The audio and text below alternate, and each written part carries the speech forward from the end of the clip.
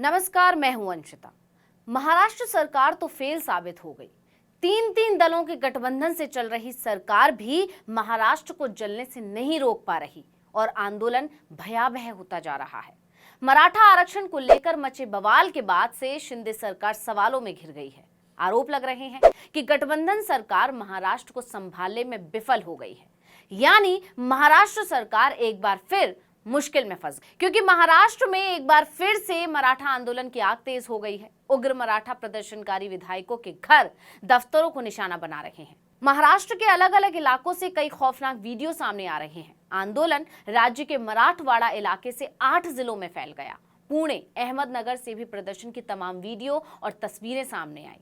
यही नहीं, आंदोलन के चलते मुंबई पुणे एक्सप्रेस वे पर 6 किलोमीटर तक लंबा जाम लग गया। बीड और माजलगांव के बाद जालना के पंचायत बॉडी ऑफिस में भी आग लगा दी गई। इसके पहले उमरगा कस्बे के नजदीक तुरोरी गांव में भी आगजनी हुई। तुरोरी में प्रदर्शनकारियों ने कर्नाटक डिपो की एक बस में आग लगा दी थी। बढ़ते आंदोलन से घिरी महाराष्ट्र सरकार ने अब 1 नवंबर को सर्वदलीय बैठक बुलाई है। इसके अलावा आंदोलन से सबसे ज्यादा प्रभावित बीड शहर के बाद उस्मानाबाद में भी प्रशासन ने कर्फ्यू लगा दिया। बीड में इंटरनेट सेवा बंद कर दी गई। सरकार हालात पर काबू पाने में विफल नजर आ रही है। मामला उसके हाथ से निकल रहा है तो अब दावा किया जा रहा है कि शिंदे सरकार विधानसभा का स्पेशल सेशन बुलाने पर विचार कर रही है। इसमें मराठाओं को आरक्षण देने के लिए अध्यादेश लाया जा सकता है। यानी जब सरकार फंसी है तो हर तिकड़म लगाकर इस मुश्किल से निकलने की कोशिश कर रही है, लेकिन ये आग बुझती नजर नहीं आ रही है, क्योंकि अब शिंदे सरकार के अपने ही उनके खिलाफ खड़े हो गए हैं। उनके अपने नेताओं ने सरकार का विरोध शुरू कर दिया है। यही नहीं, अब तक 2 सांसदों ने पार्टी से इस्तीफा भी दे दिया। बता दें कि हिंगोली से सांसद हेमंत पाटिल और नासिक से सांसद हेमंत गोडसे ने अपना इस्तीफा दिया है। दोनों सांसदों ने ये कदम मराठा समुदाय के प्रति समर्थन दिखाने के लिए उठाया। हेमंत गोडसे ने अपना इस्तीफा सीएम एकनाथ शिंदे को भेजा है, तो वहीं हेमंत पाटिल ने अपना इस्तीफा लोकसभा स्पीकर ओम बिरला को भेजा था। सिर्फ सांसदों ने ही नहीं, विधायकों ने भी आरक्षण को समर्थन देते हुए इस्तीफा दे दिया। गेवराई विधानसभा क्षेत्र के विधायक लक्ष्मण पवार ने भी इस्तीफा दे दिया। उन्होंने विधानसभा अध्यक्ष राहुल नार्वेकर को पत्र भेजा। इसमें उन्होंने लिखा कि मराठा कोटा मुद्दा कई वर्षों से लंबित है। मैं मराठा समुदाय की मांग को अपना समर्थन देता हूं।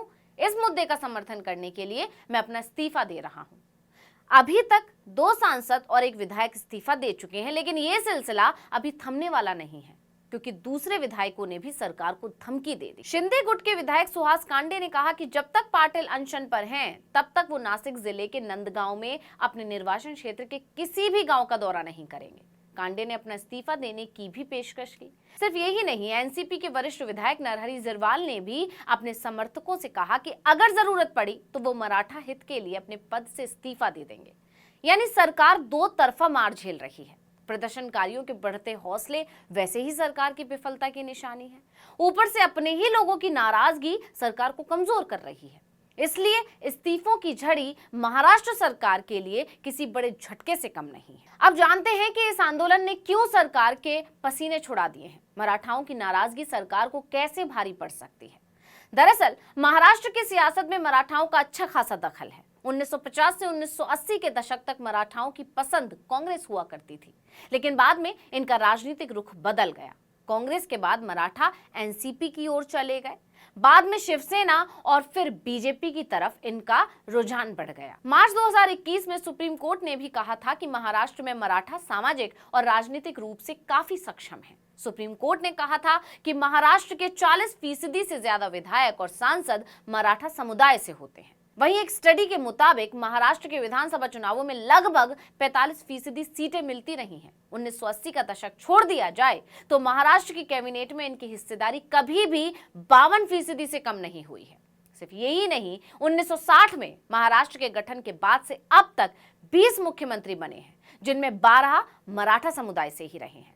मौजूदा मुख्यमंत्री एकनाथ शिंदे भी मराठा हैं। बता दें कि महाराष्ट्र में मराठाओं की पसंद बीजेपी और शिवसेना रही है। चुनाव के बाद हुए सर्वे बताते हैं मराठाओं के सबसे ज्यादा वोट बीजेपी और शिवसेना को मिलते रहे हैं। 2014 के विधानसभा चुनाव में बीजेपी को 24% और शिवसेना को 30% वोट मराठाओं के मिले थे। इससे पहले हुए लोकसभा चुनाव में बीजेपी शिवसेना गठबंधन को 52% वोट मराठाओं के हासिल हुए थे। वहीं 2019 के लोकसभा चुनाव में शिवसेना को 39% और बीजेपी को 20% वोट मराठाओं के मिले थे। इसी तरह उस साल हुए विधानसभा चुनाव में बीजेपी और शिवसेना गठबंधन को 57% वोट मराठाओं ने दिया था।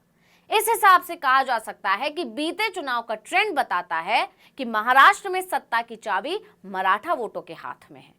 इसलिए महाराष्ट्र सरकार डरा हुआ और फंसा हुआ महसूस कर रही है, क्योंकि 2024 नजदीक है और लोकसभा और महाराष्ट्र विधानसभा चुनाव उसी साल में है। अगर ये आंदोलन खत्म नहीं हुआ तो लोकसभा और विधानसभा चुनाव में भारी नुकसान हो सकता है, लेकिन बात तो बनने के बजाय बिगड़ती जा रही। इसलिए कहा जा रहा है कि सरकार फेल हो गई है। अब सवाल ये भी है कि आंदोलन आखिर हो क्यों रहा है, तो इसकी वजह भी शिंदे सरकार की वादा खिलाफी ही है। दरअसल मुख्यमंत्री शिंदे ने सितंबर में घोषणा की थी कि कैबिनेट ने मराठवाड़ा के मराठों को कुणबी जाति प्रमाण पत्र देने का संकल्प लिया है। इसके लिए गठित पैनल ने 2 महीने का समय मांगा, जो उन्हें दिया गया, जिसकी समय सीमा 24 अक्टूबर को पूरी हो गई। इसके ठीक पहले पाटिल ने 14 अक्टूबर को जालना जिले में एक विशाल रैली में ऐलान किया था कि 24 अक्टूबर के बाद या तो उनका अंतिम संस्कार जुलूस होगा या समुदाय की जीत का जश्न होगा, और 25 अक्टूबर को वो अनशन पर बैठ गए। इसके बाद से ही प्रदर्शन शुरू हो गए। आंदोलन बढ़ते बढ़ते उग्र रूप ले चुका है। हर जगह से सिर्फ तोड़फोड़ और आगजनी की तस्वीरें आ रही हैं। प्रदर्शनकारी सत्ता पक्ष और विपक्ष दोनों के खिलाफ नाराजगी जाहिर कर रहा है। बता दें कि पिछले 4 दशक से महाराष्ट्र में मराठा आरक्षण की मांग हो रही है। साल 1982 में मराठा आरक्षण को लेकर पहली बार बड़ा आंदोलन हुआ था। 1982 में मराठी नेता अन्ना साहेब पाटिल ने आर्थिक स्थिति के आधार पर मराठाओं को आरक्षण की मांग को लेकर आंदोलन किया था। सरकार ने उनकी मांग को नजरअंदाज किया तो उन्होंने खुदकुशी कर ली। साल 2014 के चुनाव से पहले तत्कालीन मुख्यमंत्री पृथ्वीराज चव्हाण ने सरकारी नौकरियों और शैक्षणिक संस्थानों में मराठाओं को 16% आरक्षण देने के लिए अध्यादेश लेकर आए थे, लेकिन 2014 में कांग्रेस एनसीपी गठबंधन की सरकार चुनाव हार गई और बीजेपी शिवसेना की सरकार में देवेंद्र फडणवीस मुख्यमंत्री बने। हालांकि नवंबर 2014 में बॉम्बे हाई कोर्ट ने इस अध्यादेश पर रोक लगा दी। हालांकि फडणवीस सरकार में मराठाओं को 16% का आरक्षण मिला, लेकिन बॉम्बे हाई कोर्ट ने इसे कम करते हुए सरकारी नौकरियों में 13% और शैक्षणिक संस्थानों में 12% कर दिया। इसके बाद सुप्रीम कोर्ट की संविधान पीठ ने मई 2021 में मराठा आरक्षण को यह कहते हुए रद्द कर दिया था कि आरक्षण की 50% की सीमा को तोड़ा नहीं जा सकता। इसके बाद से मराठा नेताओं ने मांग की कि उनके समुदाय को कुणबी जाति के प्रमाण पत्र दिए जाएं। आपको बता दें कि मराठाओं में जमींदारों और किसानों के अलावा अन्य लोग भी शामिल हैं। अनुमान है कि महाराष्ट्र में मराठाओं की आबादी 33% के आसपास है। ज्यादातर मराठा मराठी भाषी होते हैं, लेकिन जरूरी नहीं है कि हर मराठी भाषा मराठा हो। मराठा आरक्षण को लेकर जो अभी आंदोलन चल रहा है, उसकी शुरुआत 1 सितंबर से हुई। ये लोग मराठाओं के लिए ओबीसी का दर्जा मांग रहे हैं। इनका दावा है कि सितंबर 1948 तक निजाम का शासन खत्म होने तक मराठाओं को कुणबी माना जाता था और ये ओबीसी थे, इसलिए अब फिर इन्हें कुणबी जाति का दर्जा दिया जाए और ओबीसी में शामिल किया जाए। दरअसल कुणबी खेती बाड़ी से जुड़ा समुदाय है। इसे महाराष्ट्र में ओबीसी में शामिल किया गया है। कुणबी जाति के लोगों को सरकारी नौकरियों से लेकर शैक्षणिक संस्थानों में आरक्षण मिलता है। इसी सर्टिफिकेट को लेकर अनशन पर बैठे मनोज जरांगे का कहना है कि जब तक मराठियों को कुणबी जाति का सर्टिफिकेट नहीं दिया जाता, तब तक आंदोलन जारी रहे। अब महाराष्ट्र सरकार बुरी तरह फंस गई है, क्योंकि उसने ऐलान करके जनता के हाथों में लॉलीपॉप थमा दिया था। उसे नहीं लगा था कि वो ऐलान करके इतना बुरा फंस जाएगी और पूरे राज्य में आंदोलन हो जाएंगे, लेकिन इस बार मराठा सरकार के खोखले वादों में नहीं आए और 2 महीने की समय सीमा पूरी होते ही प्रदर्शन कर दिया। जब पूरा महाराष्ट्र तहस नहस हो गया, तब मुख्यमंत्री कार्यालय की तरफ से बयान आया है, जिसमें कहा गया कि संदीप शिंदे समिति की पहली रिपोर्ट जमा कर दी गई है और मराठों को कुणबी प्रमाण पत्र देने की प्रक्रिया शुरू हो गई है। हालांकि इस बयान के बाद से भले ही सरकार को लग रहा है कि अब मामला शांत हो जाएगा, लेकिन राजनीति के जानकारों का दावा है कि ये विवाद अभी भी थमने वाला नहीं है, बल्कि और बढ़ेगा, क्योंकि इससे ओबीसी समुदाय के नाराज होने की संभावना बढ़ जाएगी। ऐसा इसलिए क्योंकि मराठाओं को ये आरक्षण ओबीसी कोटे के अंदर ही मिलेगा। ओबीसी को 27% आरक्षण मिलता है और इसी के अंदर मराठाओं को आरक्षण देने की बात कही जा रही है। ऐसे में ओबीसी समुदाय को यह डर है कि मराठा उनके आरक्षण को हड़प लेंगे, यानी शिंदे सरकार की मुश्किलें कम होने के बजाय और बढ़ सकती हैं।